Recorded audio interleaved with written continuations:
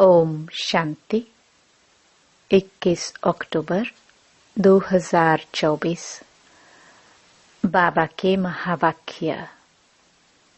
मीठे बच्चे, सच्चे बाप के साथ सच्चे बनो, सच्चाई का चार्ट रखो, ज्ञान का अहंकार छोड़ याद में रहने का पूरा पूरा पुरुषार्थ करो। प्रश्न: महावीर बच्चों की मुख्य निशानी क्या होगी? उत्तर: महावीर बच्चे वह जिनकी बुद्धि में निरंतर बाप की याद हो। महावीर माना शक्तिमान। महावीर वह जिन्हें निरंतर खुशी हो, जो आत्म अभिमानी हो, जरा भी देह का अहंकार न हो। ऐसे महावीर बच्चों की बुद्धि में रहता कि हम आत्मा हैं, बाबा हमें पढ़ा रहे हैं। ओम शांति। रूहानी बाप रूहानी बच्चों से पूछते हैं, अपने को रूह या आत्मा समझ बैठे हो? क्योंकि बाप जानते हैं यह कुछ डिफिकल्ट है, इसमें ही मेहनत है। जो आत्म अभिमानी होकर बैठे हैं उनको ही महावीर कहा जाता है। अपने को आत्मा समझ बाप को याद करना, उनको महावीर कहा जाता है।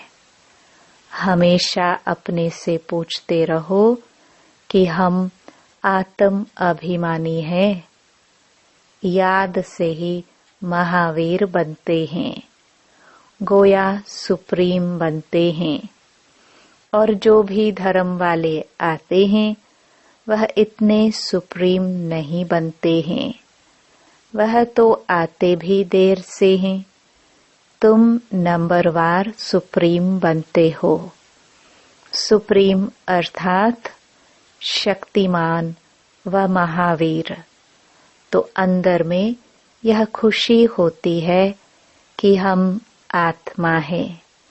हम सब आत्माओं का बाप हमको पढ़ाते हैं। यह भी बाप जानते हैं।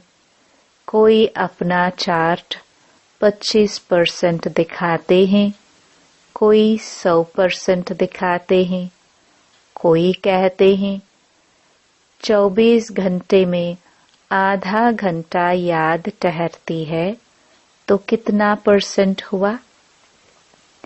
अपनी बड़ी संभाल रखनी है। धीरे धीरे महावीर बनना है। फट से नहीं बन सकते हैं, मेहनत है। वह जो ब्रह्म ज्ञानी तत्व ज्ञानी है, ऐसे मत समझो वह अपने को कोई आत्मा समझते हैं। वह तो ब्रह्म घर को परमात्मा समझते हैं और स्वयं को कहते हैं अहम ब्रह्मस्मि। अब घर से थोड़े योग लगाया जाता है। अभी तुम बच्चे अपने को आत्मा समझते हो। यह अपना चार्ट देखना है। 24 घंटे में हम कितना समय अपने को आत्मा समझते हैं? अभी तुम बच्चे जानते हो हम ईश्वरीय सर्विस पर हैं, ऑन गॉडली सर्विस। यही सबको बताना है कि बाप सिर्फ कहते हैं मन मना भव, अर्थात अपने को आत्मा समझ मुझे याद करो। यह है तुम्हारी सर्विस। जितनी तुम सर्विस करेंगे उतना फल भी मिलेगा। यह बातें अच्छी रीति समझने की हैं। अच्छे अच्छे महारथी बच्चे भी इस बात को पूरा समझते नहीं हैं। इसमें बड़ी मेहनत है। मेहनत बिगर फल थोड़े मिल सकता है। बाबा देखते हैं, कोई चार्ट बनाकर भेज देते हैं, कोई से तो चार्ट लिखना पहुंचता ही नहीं है।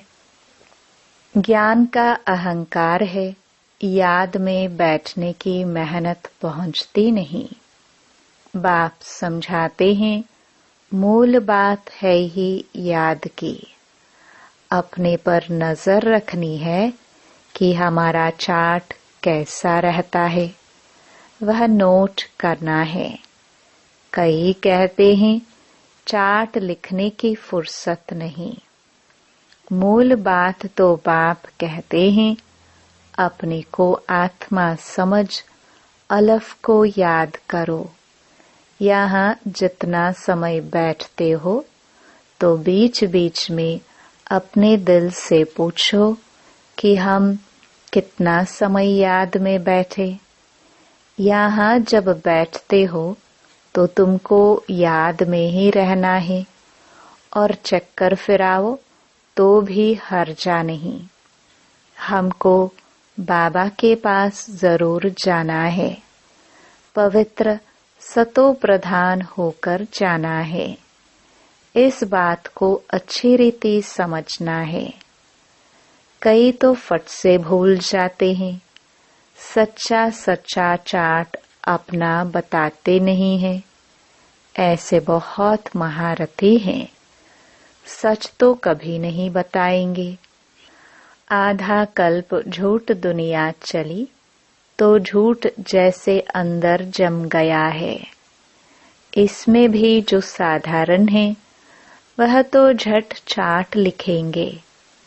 बाप कहते हैं, तुम पापों को भस्म कर पावन होंगे याद की यात्रा से। सिर्फ ज्ञान से तो पावन नहीं होंगे, बाकी फायदा क्या। पुकारते भी हो पावन बनने के लिए, उसके लिए चाहिए याद। हर एक को सच्चाई से अपना चार्ट बताना चाहिए। यहाँ तुम पौना घंटा बैठे हो तो देखना है पौने घंटे में हम कितना समय अपने को आत्मा समझ बाप की याद में थे। कईयों को तो सच बताने में लज्जा आती है। बाप को सच नहीं बताते। वह समाचार देंगे, यह सर्विस की, इतनों को समझाया, यह किया, परंतु याद की यात्रा का चार्ट नहीं लिखते। बाप कहते हैं, याद की यात्रा में न रहने कारण ही तुम्हारा कोई को तीर नहीं लगता है। ज्ञान तलवार में जौहर नहीं भरता है। ज्ञान तो सुनाते हैं, बाकी योग का तीर लग जाए वह बड़ा मुश्किल है। बाबा तो कहते हैं, पौने घंटे में 5 मिनट भी याद की यात्रा में नहीं बैठते होंगे। समझते ही नहीं है कि कैसे अपने को आत्मा समझ और बाप को याद करे। कई तो कहते हैं हम निरंतर याद में रहते हैं। बाबा कहते हैं यह अवस्था अभी हो नहीं सकती। अगर निरंतर याद करते फिर तो कर्मातीत अवस्था आ जाए, ज्ञान की पराकाष्ठा हो जाए। थोड़ा ही किसको समझाने से बहुत तीर लग जाए। मेहनत है ना। विश्व का मालिक कोई ऐसे थोड़ी बन जाएंगे। माया तुम्हारी बुद्धि का योग कहाँ का कहाँ ले जाएगी। मित्र संबंधी आदि याद आते रहेंगे। किसको विलायत जाना होगा तो सब मित्र संबंधी स्टीमर, एरोप्लेन आदि ही याद आते रहेंगे। विलायत जाने की जो प्रैक्टिकल इच्छा है वह खींचती है। बुद्धि का योग बिल्कुल टूट जाता है और कोई तरफ बुद्धि न जाए, इसमें बड़ी मेहनत की बात है। सिर्फ एक बाप की ही याद रहे, यह देह भी याद न आए। यह अवस्था तुम्हारी पिछाड़ी को होगी। दिन प्रतिदिन जितना याद की यात्रा को बढ़ाते रहे, इसमें तुम्हारा ही कल्याण है। जितना याद में रहेंगे उतना तुम्हारी कमाई होगी। अगर शरीर छूट गया फिर यह कमाई तो कर नहीं सकेंगे। जाकर छोटा बच्चा बनेंगे तो कमाई क्या कर सकेंगे। भल आत्मा यह संस्कार ले जाएगी, परंतु टीचर तो चाहिए ना, जो फिर स्मृति दिलाए। बाप भी स्मृति दिलाते हैं ना। बाप को याद करो, यह सिवाय तुम्हारे और कोई को पता नहीं है कि बाप की याद से ही पावन बनेंगे। वह तो गंगा स्नान को ही ऊंच मानते हैं, इसलिए गंगा स्नान ही करते रहते हैं। बाबा तो इन सब बातों का अनुभवी है ना। इसने तो बहुत गुरु किए हैं। वह स्नान करने जाते हैं पानी का। यहाँ तुम्हारा स्नान होता है याद की यात्रा से। सिवाय बाप की याद के तुम्हारी आत्मा पावन बन ही नहीं सकती। इनका नाम ही है योग, अर्थात याद की यात्रा। ज्ञान को स्नान नहीं समझना, योग का स्नान है। ज्ञान तो पढ़ाई है, योग का स्नान है जिससे पाप कटते हैं। ज्ञान और योग दो चीजें हैं। याद से ही जन्म जन्मांतर के पाप भस्म होते हैं। बाप कहते हैं इस याद की यात्रा से ही तुम पावन बन सतो प्रधान बन जाएंगे। बाप तो बहुत अच्छी रीति समझाते हैं। मीठे मीठे बच्चों, इन बातों को अच्छी रीति समझो, यह भूलो नहीं। याद की यात्रा से ही जन्म जन्मांतर के पाप कटेंगे। बाकी ज्ञान तो है कमाई। याद और पढ़ाई दोनों अलग चीज है।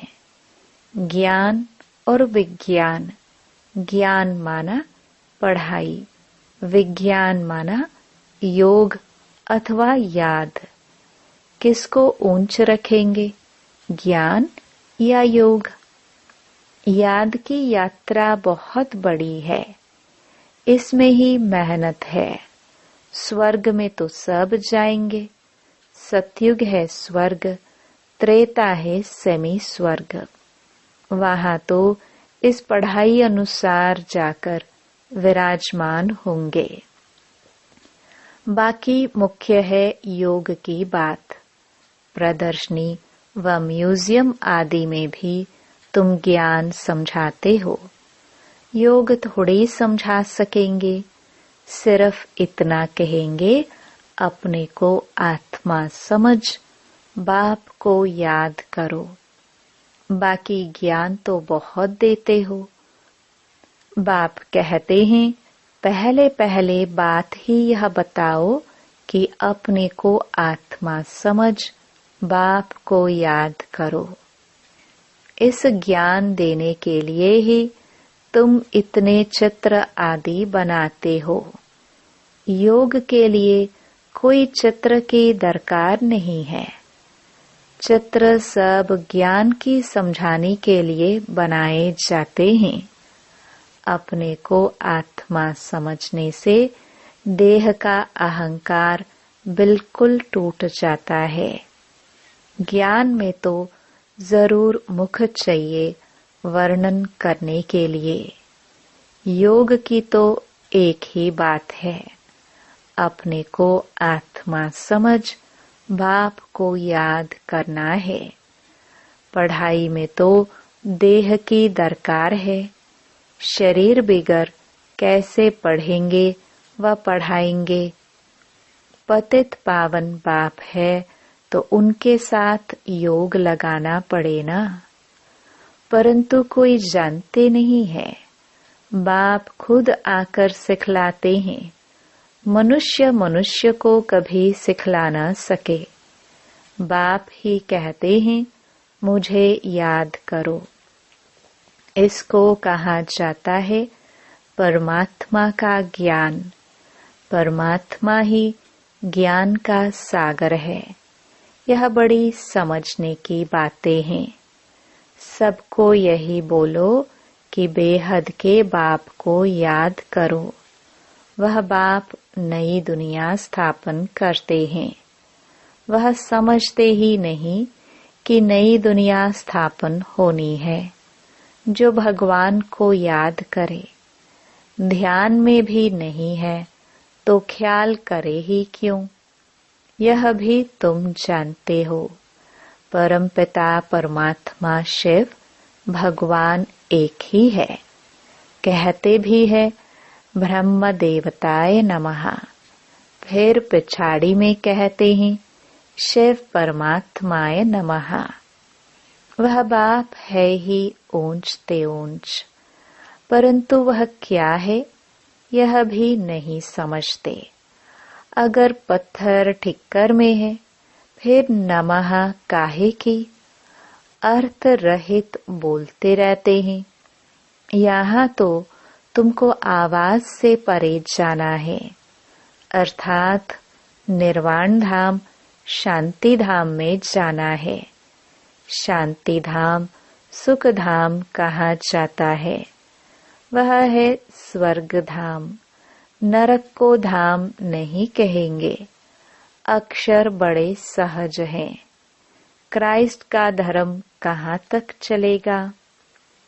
यह भी उन लोगों को कुछ पता नहीं।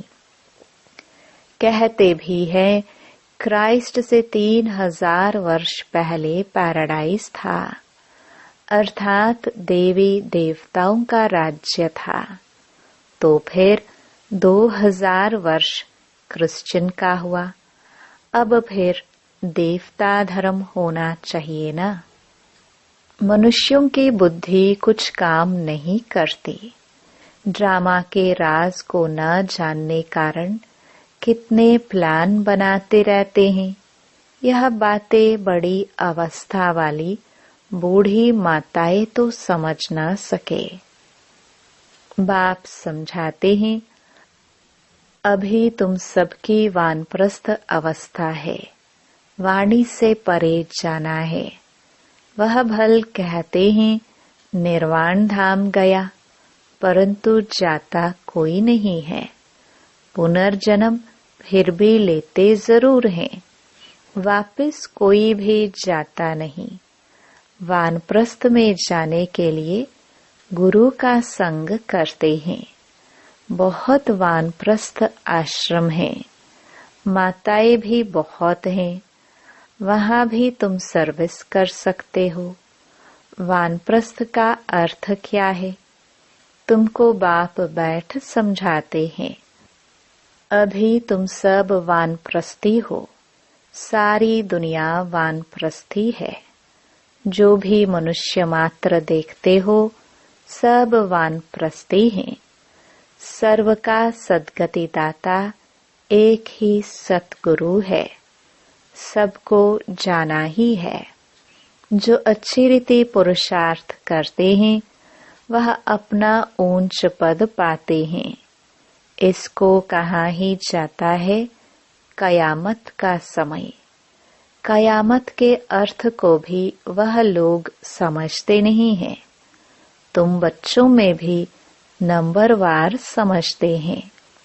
बड़ी ऊंच मंजिल है। सबको समझना है।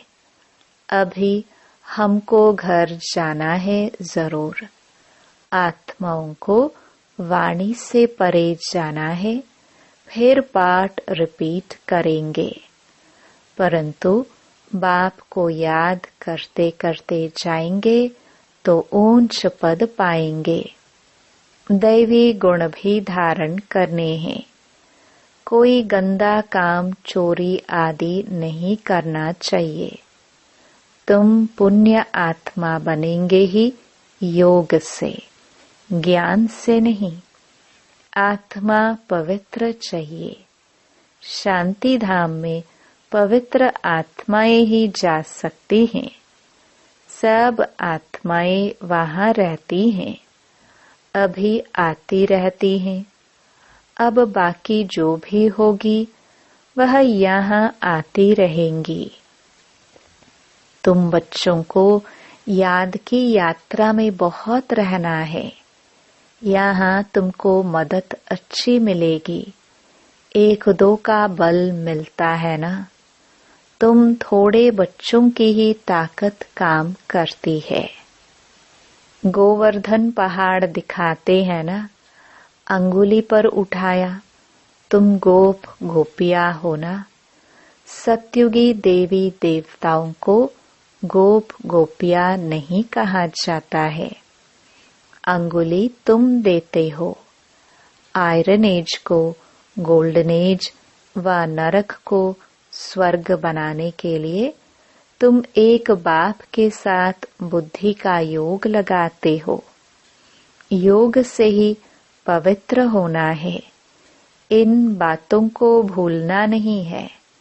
यह ताकत तुमको यहाँ मिलती है। बाहर में तो आसुरी मनुष्यों का संग रहता है। वहाँ याद में रहना बड़ा मुश्किल है। इतना अडोल वहाँ तुम रह नहीं सकेंगे। संगठन चाहिए ना। यहाँ सब एक रस इकट्ठे बैठते हैं तो मदद मिलेगी। यहाँ धंधा आदि कुछ भी नहीं रहता है। बुद्धि कहाँ जाएगी? बाहर में रहने से धंधा घर आदि खींचेगा जरूर। यहाँ तो कुछ है नहीं। यहाँ का वायुमंडल अच्छा शुद्ध रहता है। ड्रामानुसार कितना दूर पहाड़ी पर आकर तुम बैठे हो। यादगार भी सामने एक्यूरेट खड़ा है। ऊपर में स्वर्ग दिखाया है, नहीं तो कहाँ बनावे। तो बाबा कहते हैं यहाँ आकर बैठते हो तो अपनी जांच रखो। हम बाप की याद में बैठते हैं। स्वदर्शन चक्र भी फिरता रहे। अच्छा, मीठे मीठे सिखिलदे बच्चों प्रति मात पिता बाप दादा का याद प्यार और गुड मॉर्निंग। रूहानी बाप की रूहानी बच्चों को नमस्ते। धारणा के लिए मुख्य सार। पहला, अपने याद के चार्ट पर पूरा नजर रखनी है। देखना है हम बाप को कितना समय याद करते हैं। याद के समय बुद्धि कहाँ कहाँ भटकती है। दूसरा, इस कयामत के समय में वाणी से परे जाने का पुरुषार्थ करना है। बाप की याद के साथ दैवी गुण भी जरूर धारण करने हैं। कोई गंदा काम, चोरी आदि नहीं करना है।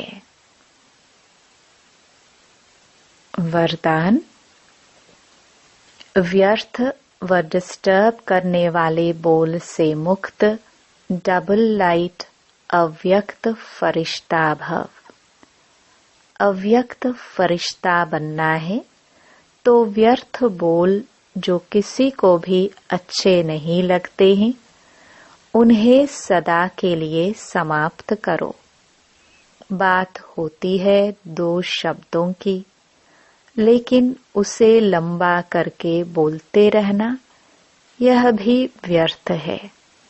जो 4 शब्दों में काम हो सकता है वो 12-15 शब्दों में नहीं बोलो, कम बोलो, धीरे बोलो। यह स्लोगन गले में डालकर रखो। व्यर्थ व डिस्टर्ब करने वाले बोल से मुक्त बनो तो अव्यक्त फरिश्ता बनने में बहुत मदद मिलेगी। स्लोगन।